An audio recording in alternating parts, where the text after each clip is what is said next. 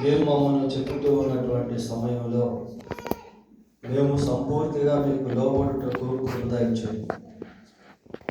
మీ గాయపడ్డ హస్తాలే మా గాయాలను స్వస్థపరుస్తాయి కనుక ప్రతి పరిస్థితిని మీ వద్దకు తీసుకుని వచ్చేవారముగా ఉండటకు కృప దయచేయండి. ప్రభా, మీకు ప్రతిదీ అప్పగించి మీ కార్యము కొరకు ఎదురు చూసేవారముగా ఉండటకు సహాయం చేయండి. మరొకసారి మీ వాక్యము ద్వారా మాతో మాట్లాడి మమ్మల్ని బలపరచమని మా రక్షకుడైన యేసుక్రీస్తు ఉన్నతమైన నామంలో ప్రార్థన చేస్తున్నాము తండ్రి, ఆమేన్. బైబిల్ గ్రంథంలో నుండి హబక్కూకు గ్రంథము 3వ అధ్యాయం. హబక్కూకు గ్రంథం 3వ అధ్యాయము మొదటి 2 వచనాలను చదువుకున్నాం. ప్రవక్తలు హబక్కూకు చేసిన ప్రార్థన. వాద్యములతో పాడదగినది. యెహోవా నిన్ను గూర్చిన వార్త విని నేను భయపడుతున్నాను. యెహోవా, సంవత్సరములు జరుగుచుండగా నీ కార్యములు నూతనపరచుము. సంవత్సరములు జరుగుచుండగా దానిని తెలియచేయండి. కోపించుచునే వాత్సల్యమును జ్ఞాపకమునకు తెచ్చుకోండి. చాలు పిల్లల, హబక్కూకు గ్రంథం 3వ అధ్యాయము 2వ వచనాన్ని మనం ఈరోజు ధ్యానం చేయబోతున్నాం. ఈ 2వ వచనంలో హబక్కూకు దేవునితో మాట్లాడుతూ ఏమంటున్నాడు అంటే, సంవత్సరములు జరుగుచుండగా నీ కార్యము నూతనపరచుము.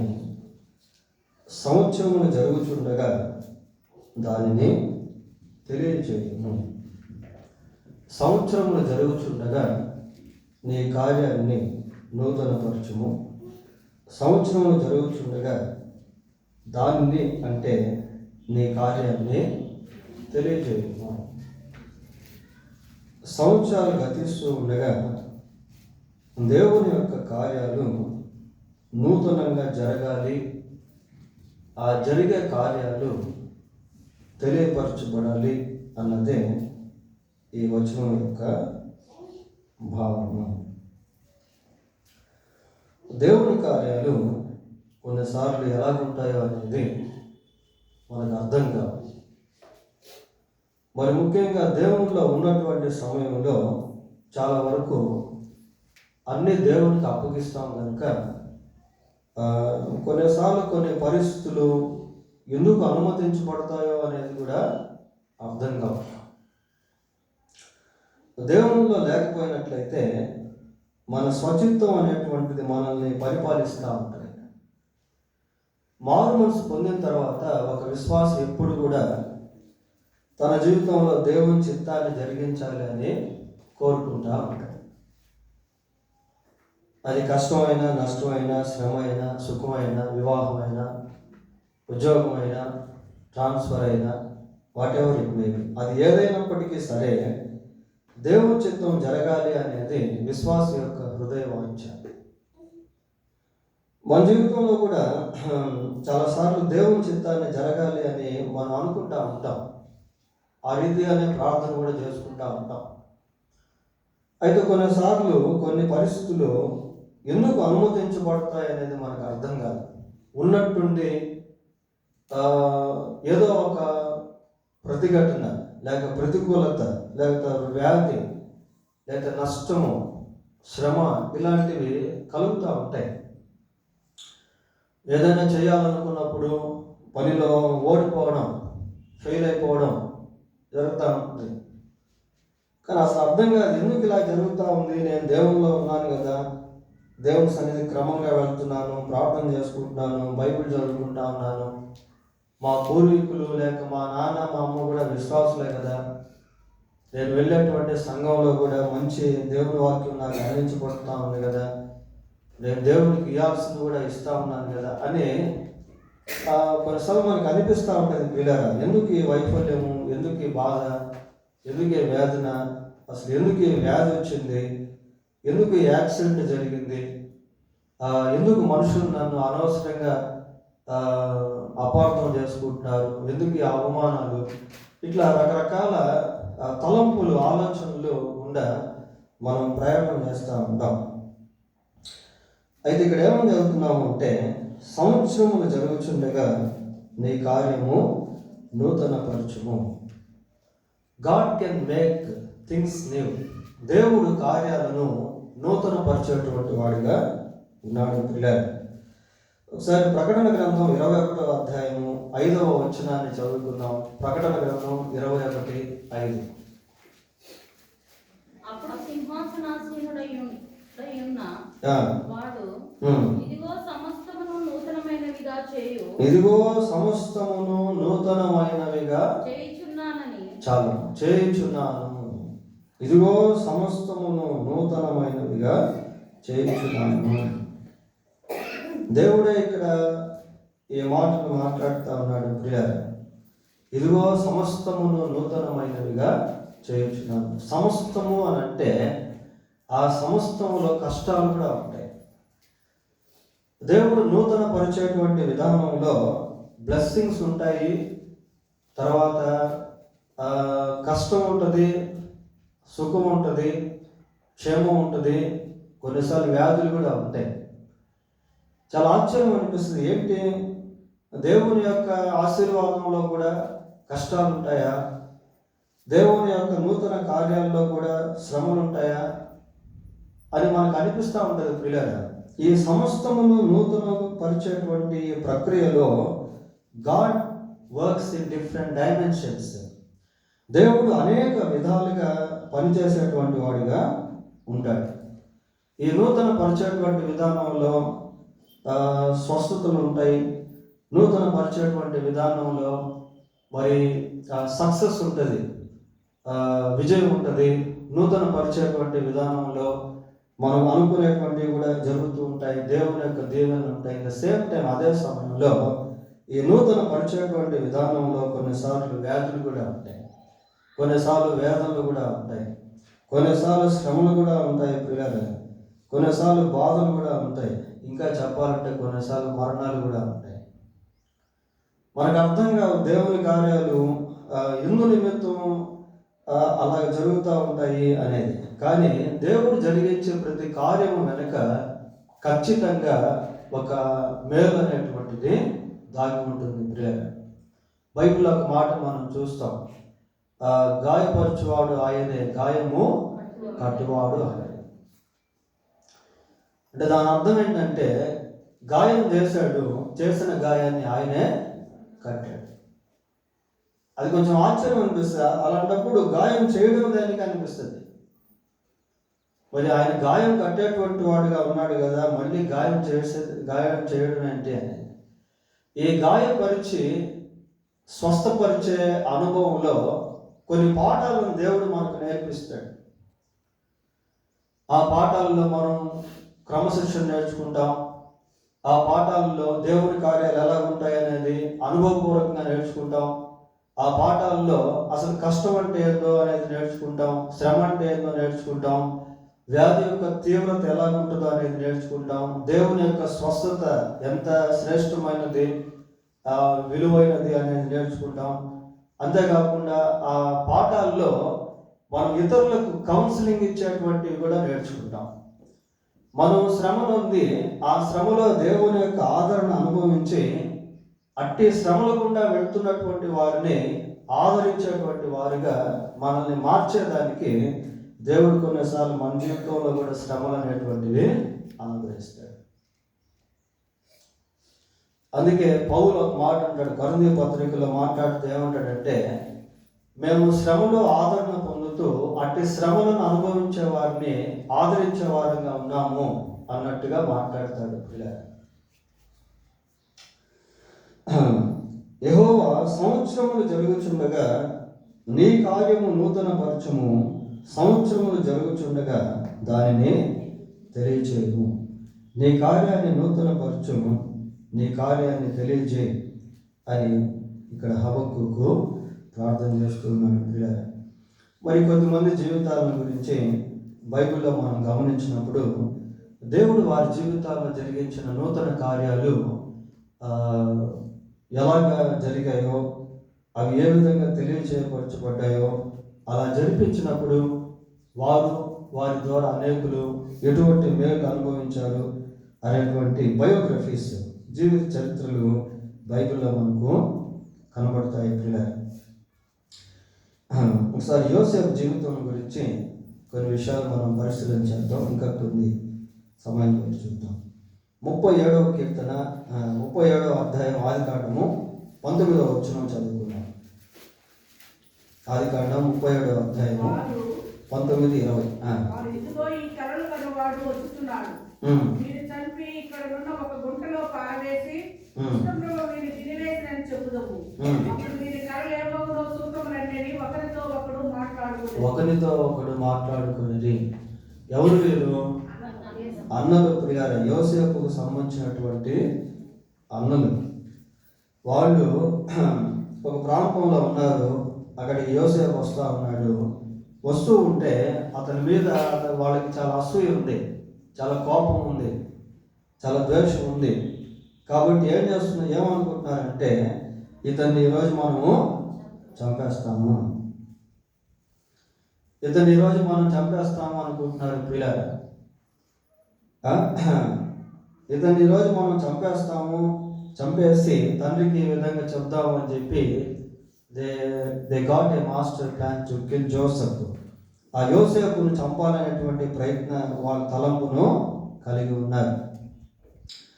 చూడండి, మనము జనరల్గా బైబిల్ చదివేటప్పుడు ఏమనుకుంటామంటే చాలాసార్లు యోసేపు అన్నలు యోసేపును అమ్మేశారు అనుకుంటాం. అది 100% వాస్తవమే. కానీ దానికి ముందున్నటువంటి ప్రణాళిక ఎలాంటిది అనేది ఇక్కడ మనం చదివినప్పుడు నిజంగా వాళ్ళ యొక్క మనసులో యోసేపును ఖచ్చితంగా చంపేసేయాలి అనే తలంపు కలిగి ఉన్నారు పిల్లలు. అటువంటి సమయంలో చూడు 21వ వచనం చదవండి. రూబేను ఆ మాట విని మనము అతన్ని చంపరాదని చెప్పి, ఇక్కడ దేవుని కార్యం పిల్లారు. చాలా మొదటి భాగంలో వాళ్ళు ఏమనుకుంటున్నారంటే ఇతన్ని చంపేయాలి అనుకుంటున్నారు. ఆ సమయంలో యోసేపు ఇంటి దగ్గర నుంచి వస్తూ ఉన్నాడు వాళ్ళ దగ్గరికి, పొలం దగ్గరికి ఎదుర్కొంటా. అప్పటి వరకు యోసేపు ఎలా ఉన్నాడు అంటే చాలా క్షేమంగా ఉన్నాడు పిల్లలు, చాలా క్షేమంగా ఉన్నాడు. తండ్రి దగ్గరే ఉన్నాడు. తండ్రి యొక్క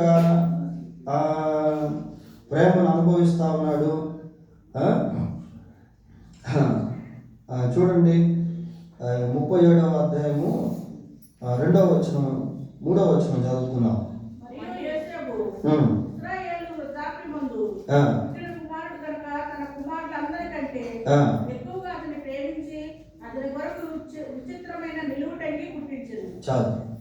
చాలా సేఫ్ అండ్ సౌండ్గా ఉన్నాడు పిల్లల యోసేపు.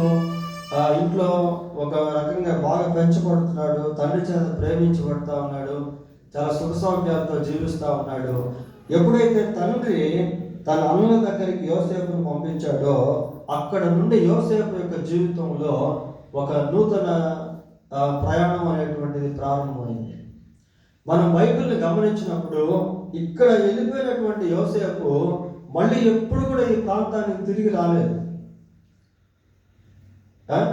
అంటే ఇక్కడ తన జీవితం ప్రారంభమైంది. ఏది అన్నల్ని చూసి రమ్మని తండ్రి పంపించాడు, అప్పుడు యోసేపు బయలుదేరాడు. ఆ బయలుదేరినటువంటి ఆ ప్రయాణమే యోసేపు జీవితంలో ఒక నూతన కార్యం పిల్లారు. ఇంకా అప్పటి నుంచి మళ్ళీ ఇంటికి రాలేదు యోసేపు. ఏదో జనరల్గా సామాన్యంగా మామూలుగా తండ్రి పంపించాడు, యోసేపు వెళ్ళాడు. యోసేపు వెళ్ళిన తర్వాత అన్నలు ఏం చేశారు అంటే ఇతన్ని ఏ విధంగా అయినా సరే మనము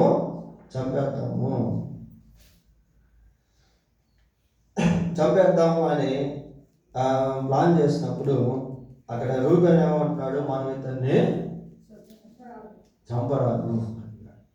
ఇక God use Reuben in killing Joseph. యోసేపును చంపేటువంటి విషయంలో దేవుడు ఇక్కడ రూబేన్ను వాడుకుంటున్నాడు. అయ్యా వద్దు, మనం ఇతను చంపడం వల్ల ఉపయోగం లేదు అని 26వ వచనం చదవండి. అప్పుడు యూదా మన వాని మరణమును దాచిపెట్టినందువలన ఏమి ప్రయోజనము? ఈ ఇష్మాయేలీయులకు వానిని అమ్మివేసి 28వ వచనంకి వెళ్దాం. మిద్యానీయులైన వర్తకులు ఆ మీదుగా వెళ్ళుచుండగా వారు ఆ గుంటలో నుండి యోసేపును పైకి తీసి ఆ ఇష్మాయేలీయులకు 20 తులముల వెండికి ఇష్మాయేలులకు అమ్మేశారు. ప్రియులారా, చూడండి, మనం బైబిల్ కొంచెం నెమ్మదిగా ఆలోచిస్తూ ఈ బయోగ్రఫీస్ చదువుకుంటూ వెళ్తూ ఉన్నట్లయితే దేవుడు బ్యాక్గ్రౌండ్గా, అంటే తెర వెనక ఉండి ఏ విధంగా వాళ్ళ జీవితాల్లో పనిచేశాడు అనేది మనకు అర్థమైపోతుంది. అంటే దేవుని కార్యాలు నూతనంగా ఎలాగా జరుగుతూ వచ్చాయి ఆ యవనస్తుని జీవితంలో అనేది మనకు అర్థమవుతుంది. పిల్లలు ఈయనే కాదు, ఇంకా చాలామంది బైబిల్లో మనకు కనబడతారు. ఎస్తేర్ కానివ్వండి, రూతు కానివ్వండి, దానియేలు కానివ్వండి, దావీదు కానివ్వండి, ఇట్లా చాలామందిని మనం చూడగలుగుతాం. పిల్లలు ఇక్కడ వీళ్ళు ఏం చేశారు అంటే, ఫస్ట్ వాళ్ళు చంపాలనుకున్నారు. అప్పుడు రూబేన్ ఏం చేశాడంటే ఆ తర్వాత గుంటలో పడేశారు. తీసుకెళ్ళి గుంటలో పడేసిన తర్వాత మళ్ళీ ఏం చేస్తున్నారు, తీసుకెళ్ళి ఇష్మాయేలీలకు అమ్మేశారు. He was sold. వస్తువులు అమ్మడం మనం చూస్తాం, కానీ మనుషులు అమ్మడం అనేటువంటిది ఎంత కఠినమైనటువంటి స్థితి అది. ఆ రోజుల్లో మనుషుల్ని సొంతంలో పెట్టి అమ్మేవాళ్ళు. ఆ మనుషుల్ని కొన్నటువంటి వాళ్ళు ఏం చేసేవాళ్ళంటే వాళ్ళకి ఇష్టం వచ్చినటువంటి విధానంలో వాడుకునేవాళ్ళు.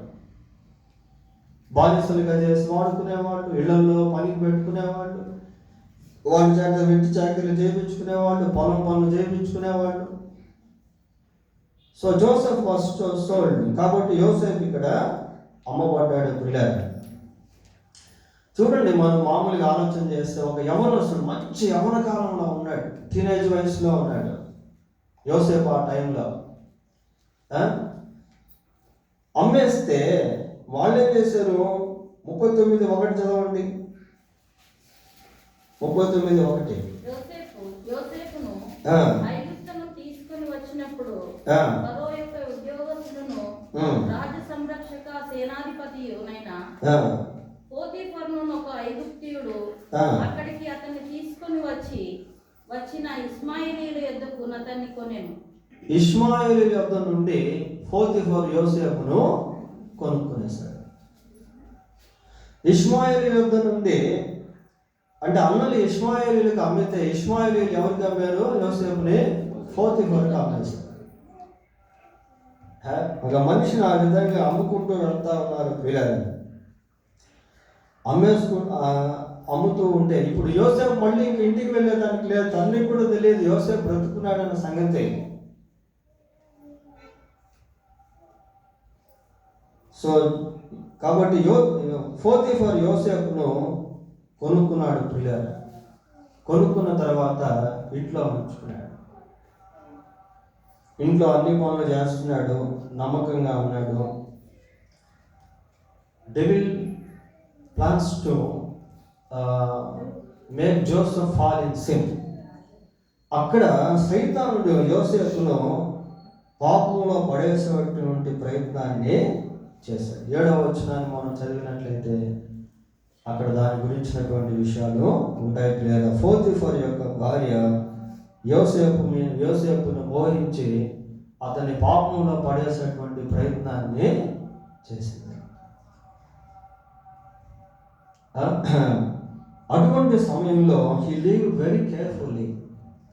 యోసేపు చాలా జాగ్రత్తగా జీవిస్తూ ఉన్నాడు. పిల్లరా, ఇవన్నీ మనం ఎందుకు జ్ఞాపకం చేసుకుంటున్నాము అంటే, మనం కూడా ఈ రోజుల్లో దేవుడు నమ్ముకున్నాము.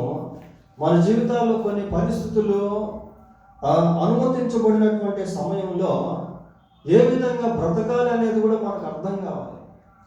అలాగని దేవుడు ఇక్కడ పోతీఫరు భార్యను ప్రేరేపించి యోసేపును పాపంలో పడేసేయాలనే ప్రయత్నం చేయలేదు. ఎందుకు అంటే ఇట్లాంటి దేవుడు చేయడు.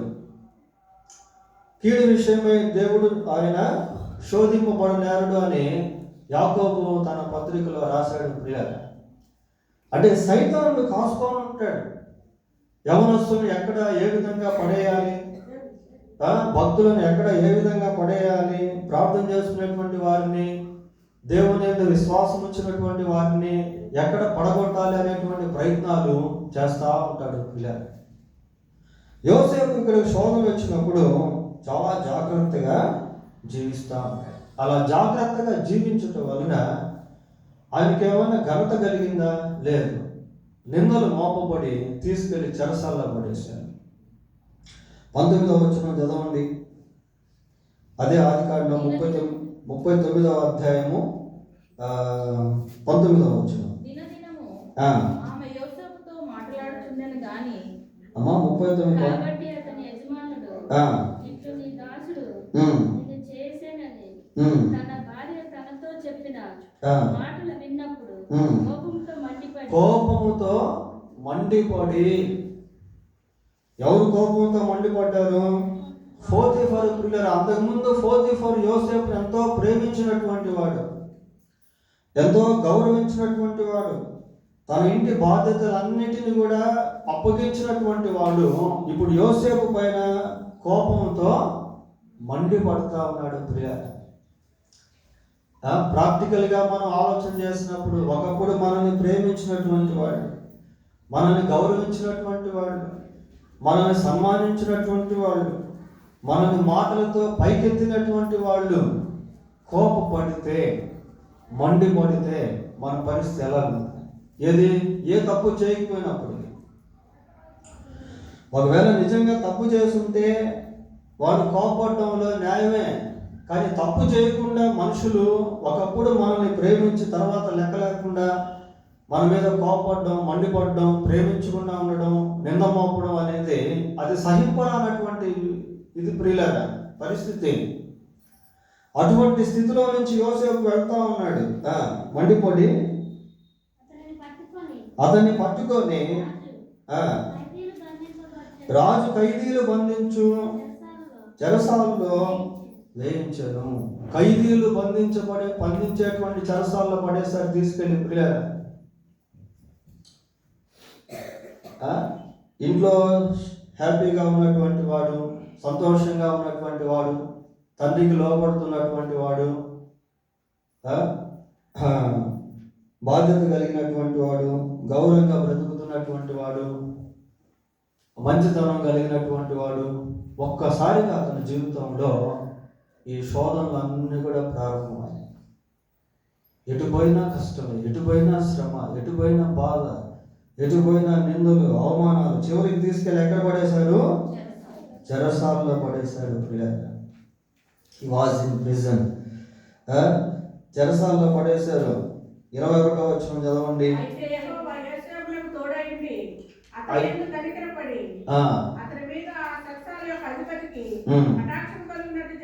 చూడండి, యోసేపు చెరసాలలో ఉంటే చెరసాలలో యోసేపుతో పాటు ఎవరున్నారు? దేవుడు ఉన్నాడు పిల్లలు. Unseen God is Joseph. అదృశ్యుడైనటువంటి దేవుడు యోసేపుతో ఎక్కడున్నాడు? చెరసాలలో ఉన్నాడు. మనుషులు విడిచిపెట్టిన దేవుడు విడిచిపెట్టాడు ప్రియులారా. దేవుని యొక్క సంకల్పం యోసేపు జీవితంలో నెరవేర్చబడుతూ ఉన్నటువంటి సమయంలో జరుగుతున్నటువంటి పరిస్థితులు ఇవి. ఇవన్నీ యోసేపు జీవితంలో కొత్త కొత్త అనుభవాలు. అంతకుముందు ఆ చెరసాల అనుభవం లేదు, అంతకుముందు ఆ గుంటలో పడవేయబడిన అనుభవం లేదు, అంతకుముందు అమ్మబడినటువంటి అనుభవం లేదు, అంతకుముందు స్త్రీ చేత శోధింపబడినటువంటి అనుభవం లేదు. ఇవన్నీ నూతన అనుభవాలు ప్రియులారా. సంవత్సరములు జరుగుతుండగా నీ కార్యము నూతన పరచుము.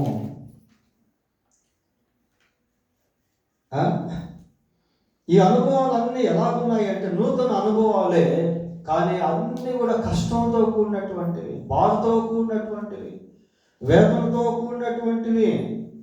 అటువంటి అనుభవాల గుండా యోసేపు ఇక్కడ ప్రయాణం చేస్తా ఉన్నాడు పిల్లలు.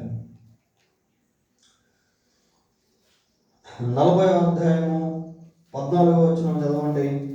40వ అధ్యాయం 14వ వచనం. కాబట్టి నీకు క్షేమం కలుగునప్పుడు నన్ను జ్ఞాపకం చేసుకొని నా యందు కరుణించి ఫరోతో నన్ను కూర్చి మాట్లాడి ఈ ఇంటిలో నుండి ఈ ఇంటిలో నుండి అంటే చెరసాల్లో నుండి నన్ను బయటికి రప్పించుము. నన్ను బయటకు రప్పించుము. ఎవరితో చెప్తున్నాడు ఈ మాటలు? ఏమా చెరసాల నాయకుడితోనా? ఎవరితో చెప్తున్నాడు? పాననాయకునితో చెప్తాను. రాజు ఇద్దరు వ్యక్తులను చెరసాల్లో పెట్టాడు. పక్షకారుని పాననాయకుడిని పెడితే వారిద్దరికి కూడా కళలు వచ్చాయి. కళ్ళు వచ్చినప్పుడు వారిద్దరికి ఆ కళ భావాలు చెప్పి, అయ్యా ఇదిగో నీవు ఇంకా 3 రోజుల్లో విడుదల పొందుతావు. విడుదల పొందిన తర్వాత నన్ను జ్ఞాపకం చేసుకొని రాజుతో నా గురించి మాట్లాడి ఈ చెరసాల నుండి నన్ను బయటికి తీసుకురా బాబు అని చెప్తా ఉన్నాడు. పిల్లలు చెరసాల నుంచి నన్ను బయటికి తీసుకురా, రాజుకు రికమెండ్ సిఫారసు చేసి ఈ చెరసాల నుంచి నన్ను బయటికి తీసుకురా అని చెప్పి చెప్తా ఉన్నాడు. చెప్తూ ఉంటే ఆయన ఏం చేయాలి? ఆ పని చేయాలి కదా, చేయలేదు. పిల్లలు 22వ వచనం చదవండి. మరియు యోసేపు 23 చదివండి. అయితే పానదాయకుల అధిపతి యోసేపును జ్ఞాపకం చేసుకొనక అతన్ని మర్చిపోయాను. మేలు పొందినటువంటి వాడు మేలు చేసినటువంటి వాడిని మర్చిపోతా ఉన్నాడు. ప్రియులారా, కొన్నిసార్లు మన జీవితంలో కూడా కొద్దిమందికి మనం మేలు చేస్తాం. మేలు చేసి వాడు కూడా మనకు సహాయం చేయాలని అనుకుంటాం. ప్రియులారా, అయితే వాళ్ళు మర్చిపోతారు. ఎన్ని సంవత్సరాలు మర్చిపోయాడు తెలుసా? 2 years మర్చిపోయాడు. 41వ అధ్యాయం 1వ వచనం చదివితే 2 ఏళ్ళు గడిచిన తర్వాత అనే మాట మనం చదువుతాం. ప్రియులారా, అంటే he forgot for 2 years.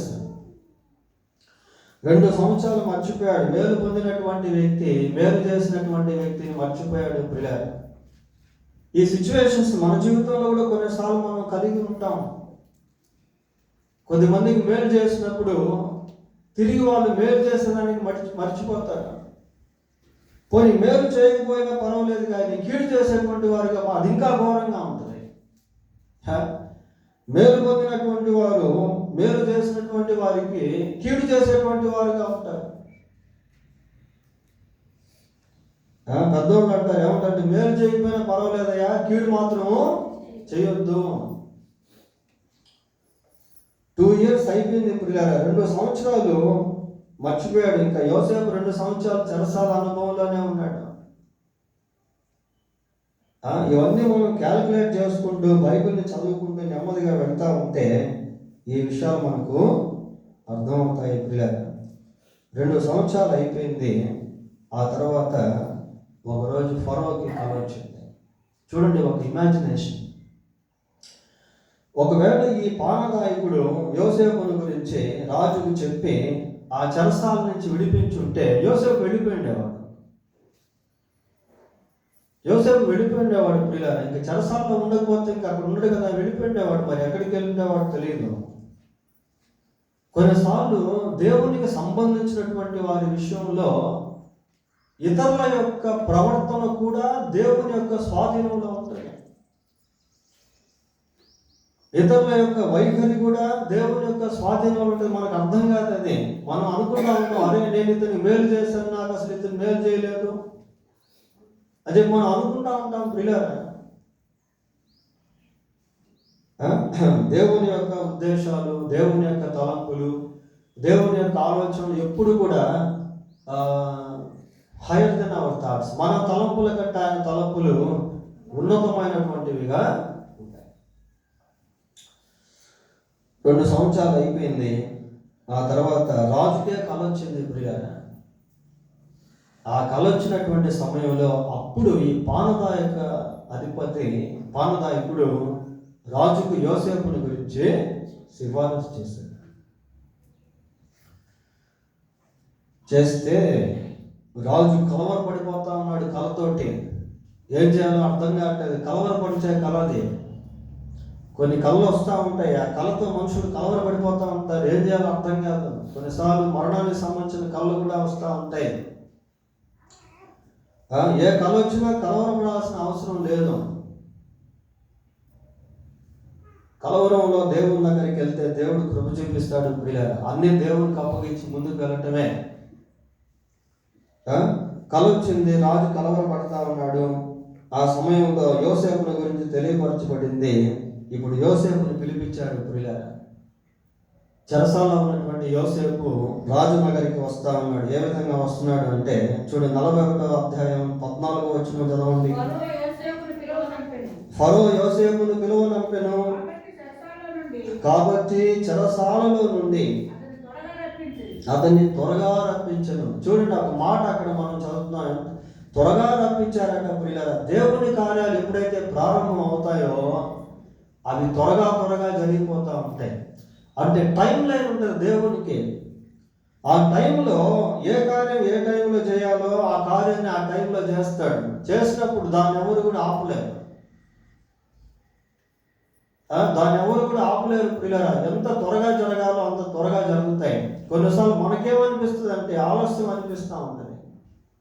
But God works in his own clock. అయితే దేవుడు తన సమయంలో తన కార్యాన్ని జరిగిస్తాడు. త్వరగా రప్పించి అతడు క్షౌరం చేయించుకొని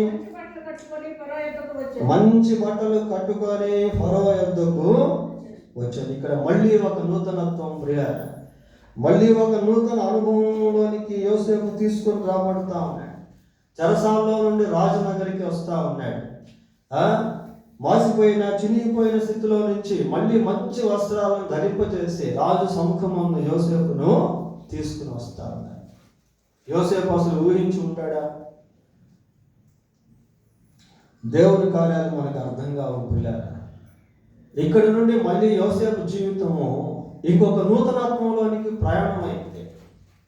సంవత్సరములు జరుగుతుండగా నీ కార్యము నూతనపరచుము. అప్పటికి కొన్ని సంవత్సరాలు అయిపోయింది. సహోదరుల చేత అమ్మబడ్డాడు. ఇష్మాయిలీలు కొన్నారు. ఇష్మాయిల్ నుంచి పోతీఫరు కొన్నాడు. పోతీఫర్ నుంచి చెరసాలలో వేయబడ్డాడు. చెరసాలలో ఎన్ని సంవత్సరాలు ఉన్నాడో తెలియదు. మనం ఇక్కడ 2 సంవత్సరాలను చూసాం. ఆ తర్వాత రాజనగరికి తీసుకున్నాం. ఇక్కడి నుంచి అతని లైఫ్ ఎలాగుందో తెలుసా? మళ్ళీ ఎప్పుడు చెరసాలకు వెళ్ళలేదు, మళ్ళీ ఎప్పుడు శోధించబడలేదు, మళ్ళీ ఎప్పుడు అమ్మబడలేదు ప్రియుల, మళ్ళీ ఎప్పుడు గుంటలో వేయబడలేదు. ఇప్పటి నుంచి అతని లైఫ్ ఎలాగుంది అంటే చాలా సుఖవంతమైనటువంటి, విలాసవంతమైనటువంటి, శ్రేష్టమైనటువంటి జీవితంలోనికి యోసేపు తీసుకుంటాము. నమ్మకంగా జీవిస్తే దేవుడు నిన్ను తప్పకుండా దీవిస్తాడు. నీ పనిని దేవునికి అప్పగిస్తే దేవుడు తప్పకుండా సహాయం చేస్తాడు. దేవుని సమయం కొరకు ఎదురు చూస్తే సంవత్సరాలు గతించినా పర్వాలేదు, కానీ ఆయన కార్యాలు నూతనంగా జరిగిస్తూనే ఉంటాడు. కొన్ని మనకు అర్థం కాదు. తీసుకొని రాబడ్డాడు పిల్లారా. వచ్చి ఫరో సముఖం ఎదుట నిలబడితే, ఫరో కళల గురించి మాట్లాడితే యోసేపు అంటున్నాడు, ఏమంటున్నాడు అంటే 16వ వచనం చదవండి. అది నా వలన కాదు, దేవుడే ఫరోకు క్షేమకరమైన ఉత్తరం ఇచ్చునని ఫరోతో చెప్పాడు. So he glorified God in the front of king who doesn't know about God. దేవుణ్ణి ఎరగనటువంటి రాజు ఎదుట దేవుని గురించి మాట్లాడుతూ దేవుణ్ణి మహిమపరుస్తున్నాడు యోసేపు ప్రియులారా. యోసేపు ఇక్కడ నా వలన అవుతుంది అని అనట్లేదు. ఏమంటాడు? ఇది నా వలన కాదు. ఎప్పుడు దేవుణ్ణి మహిమపరిచేటువంటి అనుభవము మనల్ని హెచ్చిస్తుంది. నన్ను గణపరిచే వారిని నేను గణపరుస్తాను. యోసేపు దేవుని గణపరుస్తున్నా. Still he is in God. Even though he underwent lot of temptations, lot of sufferings, lot of conflicts, lot of అనేకమైనటువంటి పోరాటాల గుండా, శోధనల గుండా వెళ్ళినప్పటికీ యోసేపు దేవునిలో నిలిచి ఉన్నాడు ప్రియులారా. పరిస్థితులు ఎలాగున్నప్పటికీ, వ్యాధి వచ్చినా, బాధ వచ్చినా, అవమానాలు వచ్చినా, హింసలు వచ్చినా, బానిసత్వంలోకి వెళ్ళిన, చెరసాలలో పడవేసిన, దేవునిలో నిలిచి ఉండుట అనేది చాలా ముఖ్యం.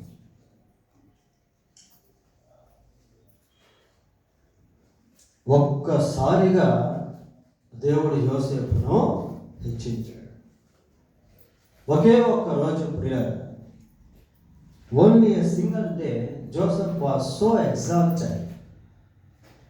ఒకే ఒక్క రోజు యోసేపును దేవుడు బహుగా హెచ్చించాడు. రాజు తర్వాత రాజులాగా యోసేపు మారిపోయాడు. సింహాసనం ఫరోదే, అధికారం యోసేపుది. ప్రజలు ఒక రకంగా చెప్పాలి అంటే రాజు కంటే యోసేపును ఎక్కువ ఘనపరిచారు ప్రియులారా. అంత గొప్ప ఉన్నత స్థితిలోనికి యోసేపు వెళ్ళిపోయాడు. యోసేపుకు వివాహం అయింది, 2 కుమారులు జన్మించారు. చూడండి, దేవుడు ఏమన్నా యోసేపుకు తక్కువ చేశాడా? శోధనలో పడిపోయి ఉంటే ఆ ధన్యత దక్కేదిగా.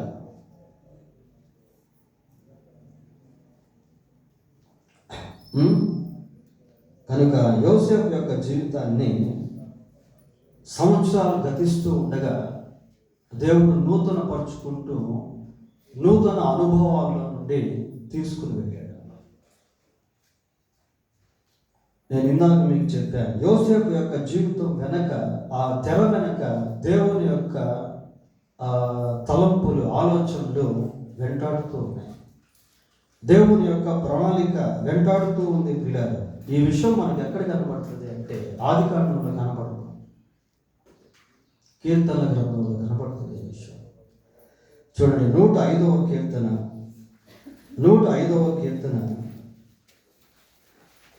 16వ వచనం చదువుతున్నాం. దేశము మీదికి కరువు ఎవరు రప్పించారట? ఎన్ని సంవత్సరాలు వచ్చింది కరువు? 7 సంవత్సరాలు కరువు వచ్చింది ప్రియారా. మహా భయంకరమైనటువంటి కరువు అది. ఎవరు రప్పించారట కరువు? దేవుడు కరువు రప్పించాడు ప్రియారా. దేవుడు కరువును పంపించాడు. జీవనాధారమైన ధాన్యమంతయు కొట్టివేసెను, వారికంటే ముందుగా ఆయన ఒకరిని పంపాను. ఇవన్నీ మనకు కనపడతాయా? ఆది కారణంలో background history. God is in background history of Joseph. యోసేపు జీవితం వెనక దేవుడు పనిచేస్తా ఉన్నాడు. ఇది మనకు ఆది కారణంలో కనపడుతుంది. ఆది కారణంలో కనపడదు. దేవుడు కరువు పంపించాడు, వారికంటే ముందుగా ఒకరిని పంపెను. యోసేపు దాసుడిగా అమ్మబడెను. వారి సంఖ్యల చేత అతని కళ్ళు నొప్పించిరి.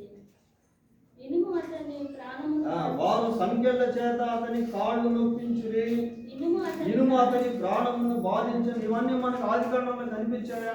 యోసేపును సంఖ్యలు వేసినట్టుగా కానీ, ఇనుము అతన్ని బాధించినట్టుగా కానీ కనబడలేదు.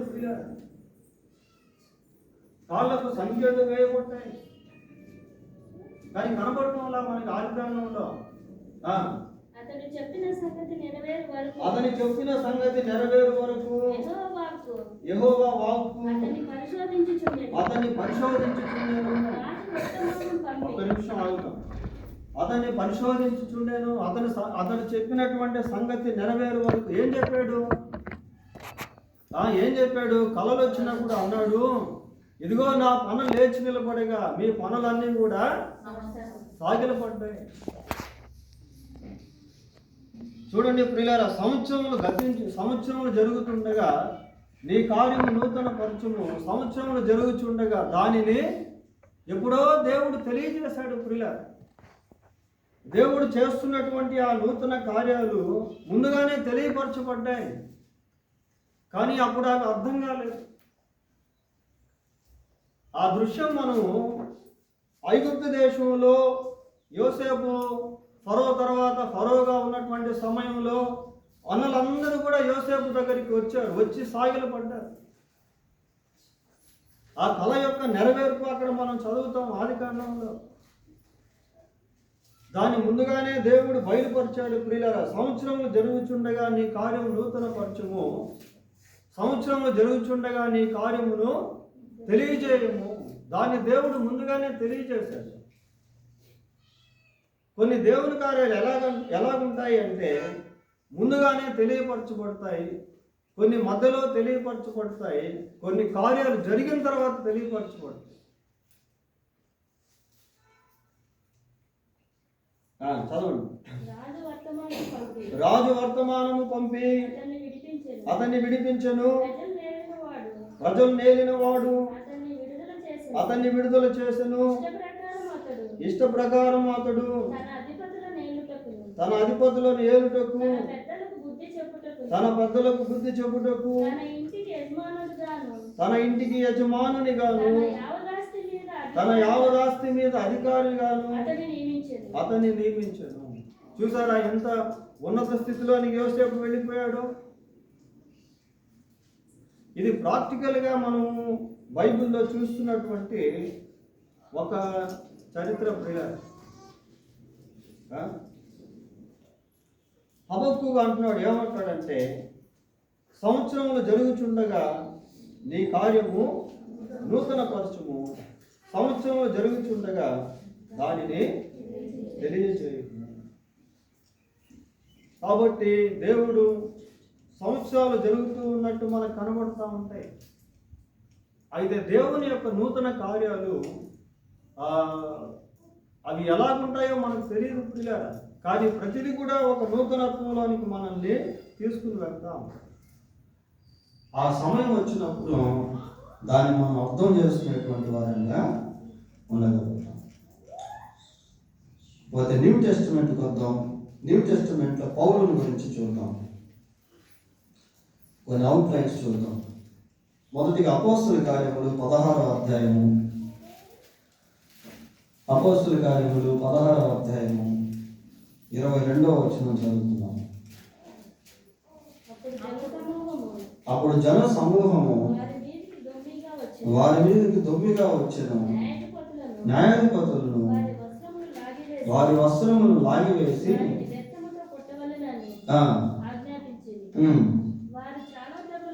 వారు చాలా దెబ్బలు కొట్టి వారిని చెరసాలలో వేసి భద్రముగా కనిపెట్టవలనని. చాలు. ఈ వాక్య భాగాన్ని మనం గమనించినప్పుడు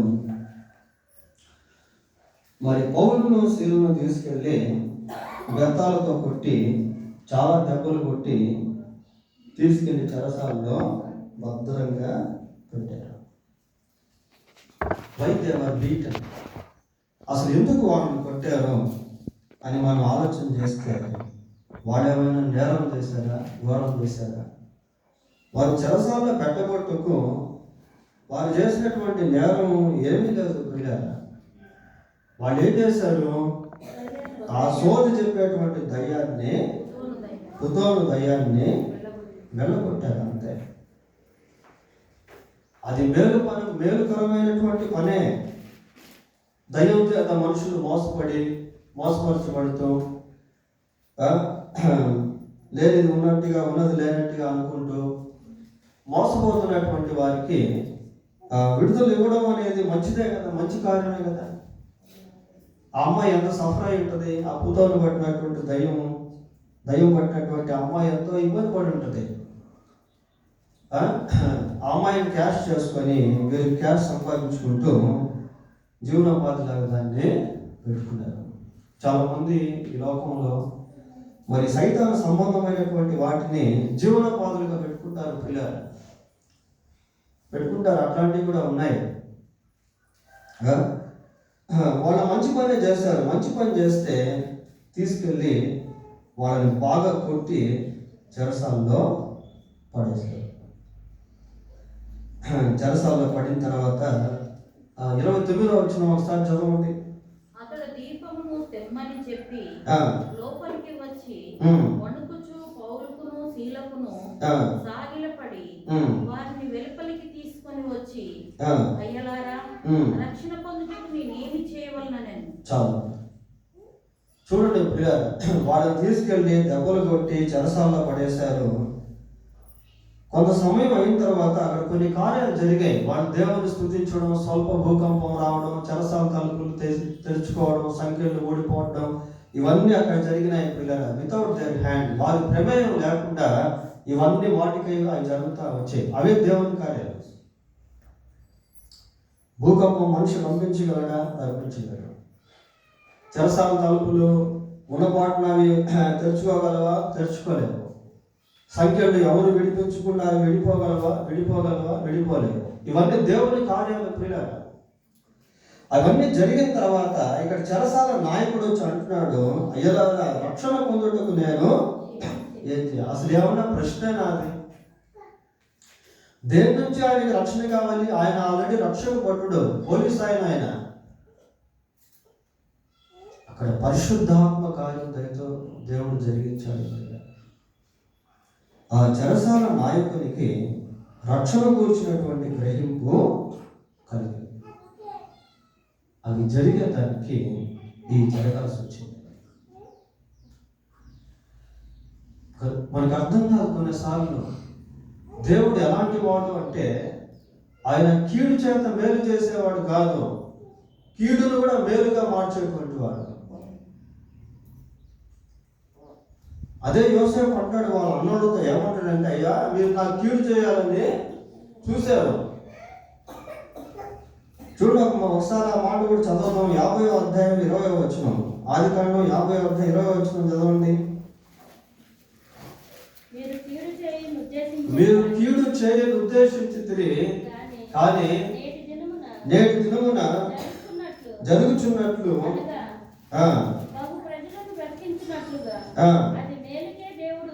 అది మేలుకే దేవుడు ఉద్దేశించను.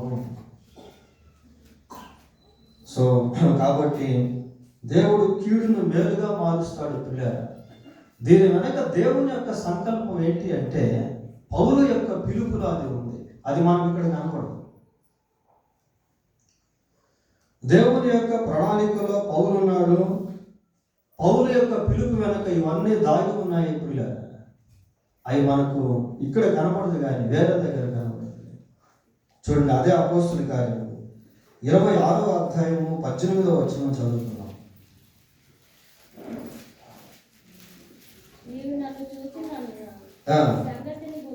అమ్మా ఒక్క నిమిషం ఉండండి. 9:15 చదవండి. 26:18 26:18 చదవండి. 26:18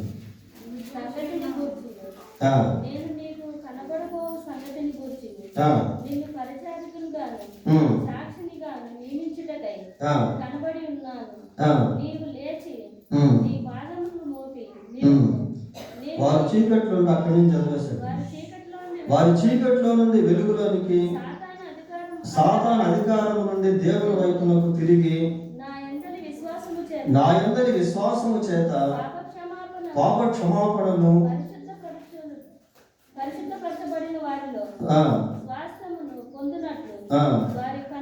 వారి కన్నులు తెరుచుటకై నేను నిన్ను వారి వద్దకు పంపేదను. ప్రియులారా, ఈ వచ్చిన భాగాన్ని మనం చదివితే, విశ్వాసము చేత పాప క్షమాపణ, సైతాను అధికారం నుండి దేవుని వైపుకు, పరిశుద్ధపరచబడిన వారిలో శ్వాసం, ఇవన్నీ మనకు కనబడతాయి. విశ్వాసం వల్ల పాప క్షమాపణ. ఇక్కడ ఏమని ప్రకటించారు వీళ్ళంటే, ప్రశ్న అడుగుతాడు, రక్షణ పొందుటకు నేనేం చేయాలన్నప్పుడు పౌలు ఏమంటున్నాడు?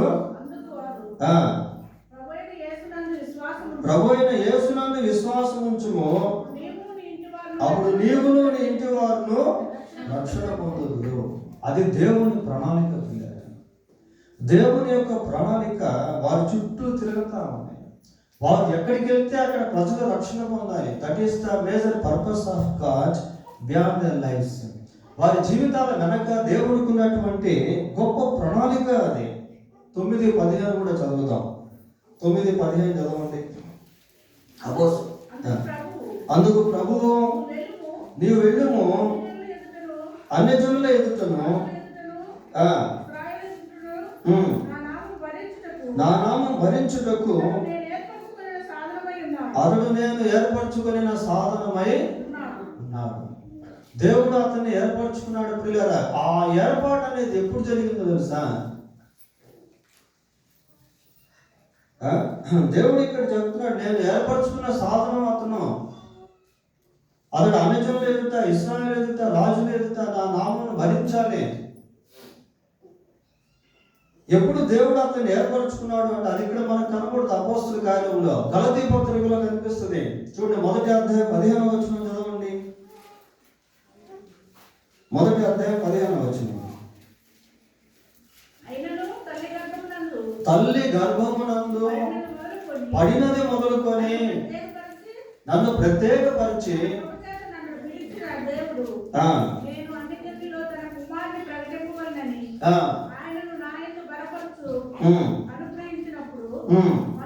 చాలు చాలు. తల్లి గర్భమందు పడినది మొదలుకొని అప్పుడే దేవుడు ఆయన్ని ఏర్పరచుకున్నాడు. కొద్ది రోజులు దేవుడు వదిలేశాడు. ఆయన ఆ స్థితికి రావడానికి కొంతకాలం పట్టింది. It seems God left him for some years. కొన్ని సంవత్సరాలుగా దేవుడు అతన్ని విడిచిపెట్టినట్టుగా కనబడతా ఉంది పిల్లలు. ఆ సమయం వచ్చింది, దేవుడు ఆయన దర్శించాడు. సంవత్సరంలో జరుగుతుండగా నీ కార్యము నూతన పరచుము. He got a new experience in the way of Damascus. ఆ దమస్కు దారిలో ఒక నూతన అనుభవాన్ని పొందుకున్నాడు. అక్కడ ఒక మాట అకస్మాత్తుగా అనుకుంది, అన్ఎక్స్పెక్టెడ్ ఈవెంట్. అకస్మాత్తుగా జరిగిన సంఘటన పూర్తిగా నూతన పరచబడ్డాడు. హింసించే పౌలు హింసించే సౌలు హింసించబడే పౌలుగా మారాడు. సంఘాన్ని బాధించినటువంటి సౌలు సంఘానికి సేవ చేసే పౌలుగా మారాడు. He got a new turn. He got a U-turn. ఒక మలుపు ఆయన జీవితంలో పొందుకున్నాడు. సంవత్సరములు జరుగుచుండగా నీ కార్యము నూతన పరచుము. సంవత్సరములు జరుగుచుండగా దానిని తెలియచేయు. ఇలా చెప్పుకుంటూ వెళ్తే బైబిల్లో చాలా ఉన్నాయి పిల్లలు. ఇంకొకటి మనం చూసి ముగించేద్దాం. అపోస్తుల గురించి క్లుప్తంగా మనం చూసి ముగిద్దాం పిల్లలు. యోహాను సువార్త 21వ అధ్యాయం 2-3 వచనాలు చదువుకున్నాం.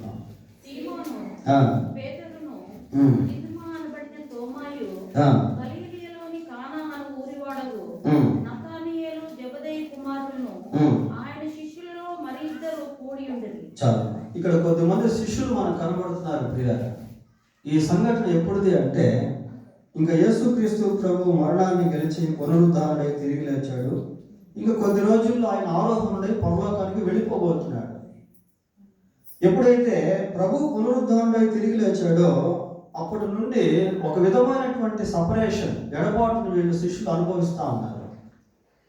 అప్పటి వరకు సుమారు 3.5 సంవత్సరాలు ప్రభుతో కలిసి తిరిగారు, కలిసి పరిచర్యలో పాల్గొన్నారు. ప్రభు ఎక్కడికి వెళ్తే అక్కడికి వెళ్ళారు. ప్రభు చేసినటువంటి అద్భుతాలను చూశారు. ప్రభు యొక్క బోధలు విన్నారు. ఇలా ప్రభువుతో సుమారు 3.5 సంవత్సరములు అంటి పెట్టుకొని జీవించినటువంటి జీవితాలు. ఇప్పుడు ప్రభు వారితో అప్పట్లాగా లేడు కాబట్టి దే ఫెల్ట్ ఏ లోన్లీనెస్, ఒక విధమైనటువంటి ఏ కైండ్ ఆఫ్ లోన్లీనెస్, ఒక విధమైనటువంటి ఒంటరితనాన్ని అనుభవిస్తూ ఉన్నారు. శిష్యులందరూ కూడా సమకూడి మాట్లాడుకుంటూ ఉంటే పేతురు ఒక మాట ఉన్నాడు. 3వ వచనం చదవండి. నేను చేపలు పట్టబోదునని వారితో అనగా వారు మేము కూడా నీతో వస్తాము. చాలు. అసలు అంతకు ఈ చేపలు పట్టేటువంటి ప్రొఫెషన్ వాళ్ళు వదిలేసి సుమారుగా 3.5 సంవత్సరాలు అయిపోయింది. చేపలు పట్టేటువంటి సమయంలో ప్రభు వారిని పిలిచాడు, సేవకు పిలిచాడు. ఇప్పుడు చేపలు పట్టేటువంటి పనిని వదిలేసి ఇంచుమించు 3.5 సంవత్సరాలు అయిపోయింది. అయితే సీమోన్ అంటున్నాడు, నేను మళ్ళా చేపలు పట్టేదానికి వెళ్తాను అంటే వాళ్ళే ఉంటున్నారు, మేము నీతో వస్తాం. We are also sailing the same boat. వాళ్ళ మాటలు అనుకుంటున్నటువంటి సమయంలో ఒక రకంగా వాళ్ళ పరిస్థితి ఎలా ఉంది అంటే ఏమీ అర్థం కావట్లేదు. ఏదో తెలియనటువంటి ఒంటరితనం, ఏదో ఒక విధమైనటువంటి ఎడబాటు, ఏమి నిరీక్షణ లేనటువంటి స్థితి, ఏదో కోల్పోయినటువంటి పరిస్థితి, ఒక పక్క భయము, ఒక పక్క బాధ. యూదులకు భయపడిపోతా ఉన్నారు, మమ్మల్ని కూడా ఏమైనా చేస్తారేమో. సంవత్సరములు జరుగుతుండగా నీ కార్యము నూతనపరచుము. దేవుడు వారిని దర్శించాడు. పిల్లలు, దేవునికి ఎప్పుడు కూడా ఒక ప్రత్యేక సమయం ఉంటుంది. ప్రభు పునరుద్ధానుడై తిరిగి లేచిన వెంటనే వీళ్ళు పరిశుద్ధాత్మను పొందలేదు. ఒక సమయం పట్టింది. యేసు ప్రభు పునరుద్ధానుడై తిరిగి లేచి 40 రోజులు వారికి కనబడి ఆ తర్వాత ఆయన ఆరోహణుడై వెళ్ళిపోయాడు. 40 days అయిపోయిన తర్వాత మళ్ళీ వెంటనే పరిశుద్ధాత్మతో నింపబడ్డారో లేదు, మళ్ళీ ఇంకొక 10 రోజులు వెయిట్ చేయాల్సి వచ్చింది. అప్పుడు వచ్చింది ఒక పండగ. ఆ పండగే పెంతెకోస్తు పండగ. ఆ పెంతెకోస్తు పండగలో వాళ్ళు పొందినటువంటి అనుభవం ఎలాంటిది అంటే నూతన అనుభవం. అంతకుముందు ఎప్పుడు వాళ్ళకి అనుభవం లేదు. ఆ అనుభవం వాళ్ళు ఎలా పొందారో తెలుసా? చూడండి, 2వ అధ్యాయం 1వ వచనం చదవండి. పెంతెకోస్తు పండుగ దినము వచ్చినప్పుడు అందరూ ఒక చోట కూడి ఉండిరి. అప్పుడు వేగంగా వీచు బలమైన గాలి వంటి ఒక ధ్వని ఆకాశము నుండి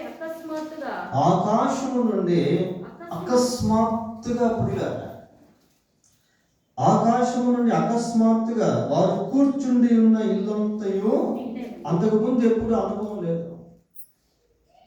అంతకుముందు ఆ ఇంట్లో ఎన్నోసార్లు వాళ్ళు కూర్చున్నారు, అందరూ ఇంట కలిసి ప్రార్థన చేస్తూ ఉన్నారు. లేనటువంటి ఒక నూతన అనుభవం పిల్లలు, వారు ఊహించినటువంటి సమయంలో జరిగినటువంటి అనుభవం ఇది. అకస్మాత్తుగా ఒక నూతన అనుభవాన్ని వాళ్ళు పొందుకుంటా ఉన్నారు. పరిశుద్ధాత్మ చేత వాళ్ళు నింపబడి అన్య భాషలు మాట్లాడడం ప్రారంభించారు. వారికి తెలియనటువంటి భాష వారి నోట్ల నుంచి వస్తా ఉంది. ఆ భాష విన్నటువంటి వాళ్ళకి అర్థమయ్యి చాలా మంది దేవుని వైపు తిరిగారు. సంవత్సరములు జరుగుచుండగా నీ కార్యము నూతన పరచుము. సంవత్సరములు జరుగుచుండగా దాన్ని అంటే నీ కార్యమును, ఈ కార్యాన్ని ముందే దేవుడు తెలియజేశాడు. దేవుడు పేతురుని యోహాను వాళ్ళని పిలిచేటువంటి సమయంలో అన్నాడు, నేను మిమ్మల్ని మనుషులను బట్టి జాగ్రత్తగా చేస్తాను.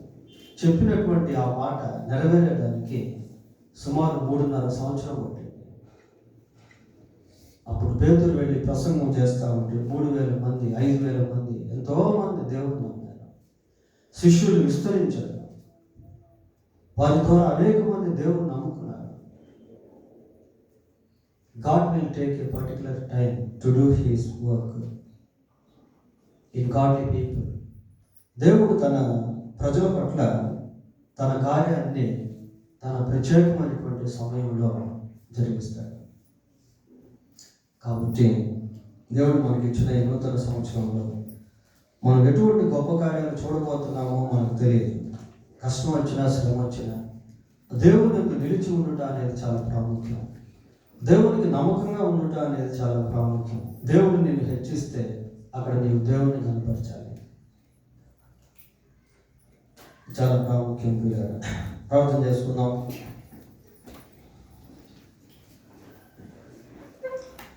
పరిశుద్ధుడైన మా దేవా, మీకు వందనాలు, స్తోత్రాలు. సంవత్సరములు జరుగుచుండగా మీ కార్యాన్ని నూతన పరిచే దేవుడు, సంవత్సరం జరుగుచుండగా నీవు వాటిని తెలియజేసేటువంటి దేవుడు, అందుని బట్టి మీకు స్తోత్రాలు. మా జీవితంలో మీరు ప్రేమించి మాకు ఇచ్చిన ఈ నూతన సంవత్సరంలో మీరు ఎటువంటి కార్యములు చేయబోతున్నారో మాకు తెలియదు ప్రభా. మేము అన్ని సమయాల్లో, అన్ని విషయాల్లో, అన్ని పరిస్థితుల్లో కూడా మీకు నమ్మకంగా జీవించుటకు సహాయం చేయండి. మీ వైపు చూడగలుగుటకు కృప దయచేయండి. మీ సన్నిధిని కలిగి ఉండటకు సహాయం చేయండి. మమ్మల్ని మేము సంపూర్తిగా మీకు అప్పగించుకునే వారంగా ఉండటకు కృప దయచేయండి. కోల్పోయినటువంటి వాటిని తిరిగి ఇచ్చేటువంటి దేవుడు ఆయన ప్రభా. సమస్తాన్ని సమకూర్చేటువంటి వాడు, హెచ్చించేవాడు నీవే, బలపరచేవాడు నీవే, నూతన పరిచేవాడు నీవే. ఆత్మల రక్షణార్థమై సేవలో వాడుకునేటువంటి వాడు నీవే. సమస్తాన్ని నూతన పరిచేటువంటి వాడు, సమస్తాన్ని జరిగించేటువంటి వాడు. అందరి బట్టి నీకు స్తోత్రాలు చెల్లిస్తూ ఉన్నాం. నాయన కనికరించండి, కృప చూపించండి. కీడును మేలుగా మార్చే దేవుడు, శాపాన్ని ఆశీర్వాదంగా చేసే దేవుడు, చీకటిలో నుండి వెలుగులోనికి తీసుకొచ్చేవాడు, చీకటినే వెలుగుగా మార్చేటువంటి వాడు. నాయన అందును బట్టి నీకు స్తోత్రాలు చెల్లిస్తున్నాం. నీవెంతో గొప్ప దేవుడు, పరిశుద్ధుడు, మహనీయుడు. అందును బట్టి నీకు స్తోత్రాలు. మీ వరకు ఆయన జీవించడం కృప దయచేయండి. మీ సన్నిధి మాకందరికీ తోడుగా ఉంచండి. మా ప్రభువైన యేసు అయ్యా, మీ కార్యములు నూతనంగా జరిగిస్తున్నాం. వాటిని గుర్తించేవారుగా, గ్రహించేవారుగా ఉంటుంది. వాటిని బట్టి మిమ్మల్ని మయంపరిచేవారుగా ఉంటుంది. మీరే కనికరించి సహాయం చేయమని మా రక్షకుడైన యేసుక్రీస్తు పరిశుద్ధమైన నామములో ప్రార్థన చేస్తున్నాము తండ్రి. ఆమేన్.